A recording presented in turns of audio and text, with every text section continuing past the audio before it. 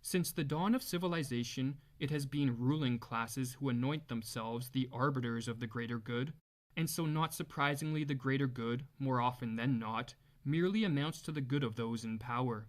Contrary to the philosophical trickery promoted by collectivism, neither the greater good of society, nor the state, nor any other concept used to describe a symbiosis of human beings is superior to flesh and blood individuals, whose spontaneous actions are the real creative and generative force in the world.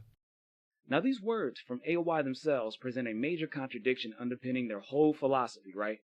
Because how can society, on one hand, be an abstract idea with no purpose or function because it's just describing a collection of people, and in another instance, also be this destructive force when influenced by collectivism, threatening any sense of individual freedom that has been developed from democratic ideals and ideals of liberalism and etc., right? I believe this is far more confessional than AOI would ever admit to. What immediately comes to my mind after hearing those words in the context in which they're presented is one of the many tenets of fascism.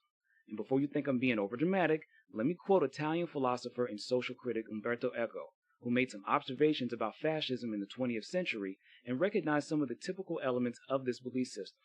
Of his 14 major points, it is the following which sticks out to me the most.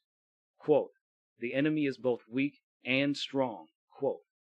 Or to paraphrase here, using shifty rhetoric, the fascists will insist they are the victims of a conspiracy by their opponents, whom are seeking to overthrow the status quo because they are weak, seeking to consolidate power for themselves, but also crushing any opposition to the status quo because they are already the ones that have a monopoly on power in every domain of life.